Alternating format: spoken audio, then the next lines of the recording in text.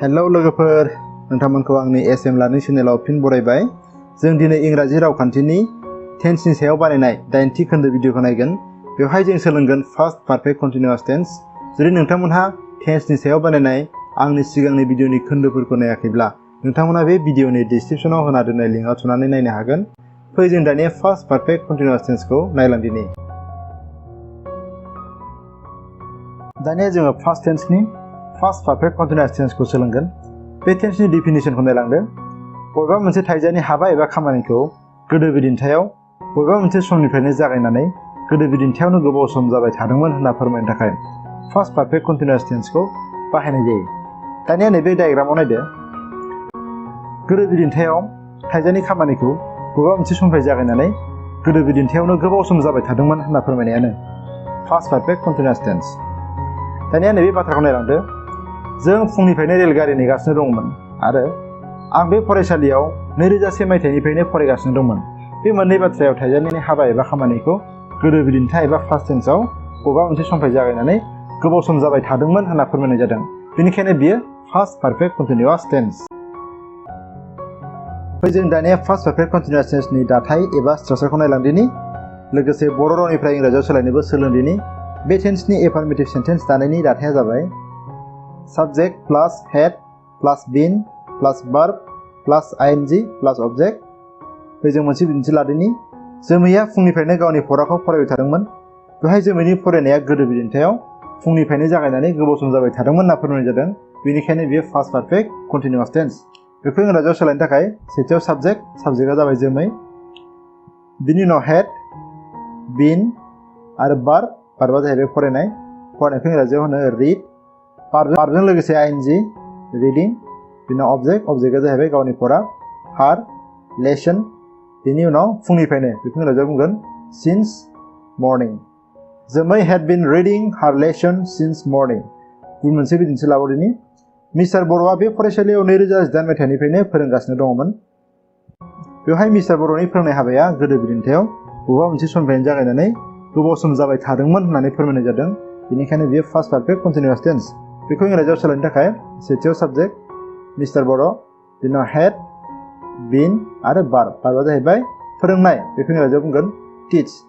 बेजों लोगोसे आइएनजि टिचिं, बे फरायसालियाव बेखौ बुंगोन इन दिस स्कुल। 2018 मायथाइनिफ्रायनो बेखौ बुंगोन सिन्स 2018। स' मिस्टार बर' हेड बिन teaching in this school since 2018। दानिया सिन्स आरो फरनि बाहायथि। बे सिन्स आरो फर बे मोननै प्रिप'जिशननि फारागथि आरो बाहायथिनि सोमोन्दै आङो टेन्सनि सायाव बानायनाय 4थि खोन्दो भिडिअ एबा प्रेजेन्ट पारफेक्ट कन्टिन्युअस टेन्सनि भिडिअनि सायाव गुवारै सावरायनाय जादों। जुदि नोंथाङा बे भिडिअखौ नायाखैब्ला बे भिडिअनि डिसक्रिप्शनाव बिनि लिंक होनाय दङ। नोंथाङा नैबे भिडिअआ जोबखांनायनि उनाव डिसक्रिप्शनाव थांनानै प्रेजेन्ट पारफेक्ट कन्टिन्युअस टेन्सखौ नायलांनायजों लोगोसे सिन्स आरो फरनि फारागथि आरो बाहायथिखौबो नायनो हागोन। दानिया जोङो फार्स्ट पारफेक्ट कन्टिन्युअस टेन्सआव एफर्मेटिभ आरो नेगेटिभ सेन्टेन्स दानो सोलोंदिनि। एफर्मेटिभ सेन्टेन्स दानो थाखाय फार्स्ट पारफेक्ट कन्टिन्युअस टेन्सनि दाथाया जाबाय साबजेक्ट प्लास हेड प्लास बिन प्लास बार्ब प्लास आइएनजि एबा बार्बजों लोगोसे आइएनजि प्लास अबजेक्ट। नेगेटिभ सेन्टेन्स दानो थाखाय फार्स्ट पारफेक्ट कन्टिन्युअस टेन्सनि दाथाया जाबाय साबजेक्ट प्लास हेड आरो थार्ड पजिशनाव एबा थामथि जायगायाव नट, बेनि उनाव प्लास बिन प्लास बार्ब आरो बार्बजों लोगोसे आइएनजि प्लास अबजेक्ट। जों मोननैसो बिदिन्थि लादिनि। एफार्मेटिभ सेन्टेन्स जोमै हेड बिन लार्निं हार लेसन सिन्स मर्निं। जोमैया फुंनिफ्रायनो गावनि फराखौ फरायगासिनो दंमोन एबा सोलोंगासिनो दङमोन। बेखौ जोङो नेगेटिभ सेन्टेन्स दानो थाखाय जोमै हेड सेथियाव साबजेक्ट नैथियाव हेड थार्ड पजिशनाव नट, बिनि उनाव बिन लार्निं हार लेसन सिन्स मर्निं। जोमैया फुंनिफ्रायनो गावनि फराखौ फरायबाय थायाखैमोन। जों मोनसे बिदिन्थि लाबावदिनि। एफार्मेटिभ सेन्टेन्स मिस्टार बर' हेड बिन teaching in this school since 2018। Mister बर'आ 2018 मायथाइनिफ्रायनो बे फरायसालियाव फोरोंगासिनो दङमोन। बेखौ नेगेटिभ सेन्टेन्स खालामनो थाखाय मिस्टार बर' हेड, बेहाय मिस्टार बर'आ साबजेक्ट, सेकेन्ड पजिशनाव हेड आरो थार्ड पजिशनाव नट। मिस्टार बर' हेड नट, बिनि उनाव बिन teaching in this school since 2018। Mister बर'आ 2018 मायथाइनिफ्रायनो बे फरायसालियाव फोरोंबाय थायाखैमोन। Mr. Boro had not been teaching in the school since 2018. affirmative sentence. They had been watching TV for 3 hours. Negative sentence. They had सेथियाव subject नैथियाव had third position आव not now been watching TV for 3 hours. Affirmative sentence. She had been waiting for me since 3 p.m. in the garden. Negative sentence. She had सेथियाव subject नैथियाव had आरो third position आव not now been waiting for me since 3 p.m. in the garden.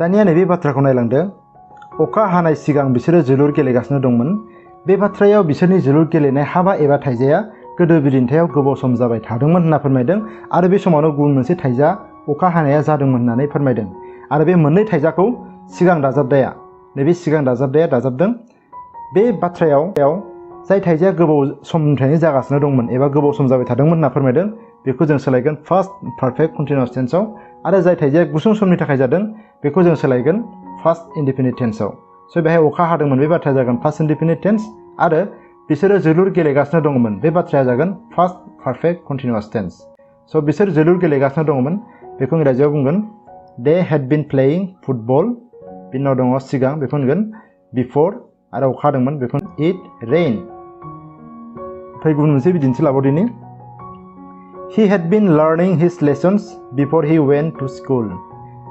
बियो फरायसालियाव थांनाय सिगां गावनि फराफोरखौ सोलोंगासिनो दङमोन आसा खालामो नोंथांमोना बे भिडिअनि गेजेरजों फार्स्ट पारफेक्ट कन्टिनिउअस टेन्सखौ एसेब्लाबो सोलोंनो हाबाय दानिया नोंथांमोननि थाखाय मोननै होमवर्क आफाया फैनाय सिगां आं पाबजि गेलेगासिनो दङमोन फोरोंगिरिया फैनाय सिगां फरायसाफ्रा दावराव खालामगासिनो दङमोन बे मोननै सेन्टेन्सखौ एबा बाथ्राखौ नोंथांमोना इंराजियाव सोलायनानै बे भिडिअनि कमेन्ट सेक्सनाव लिरनानै हरदो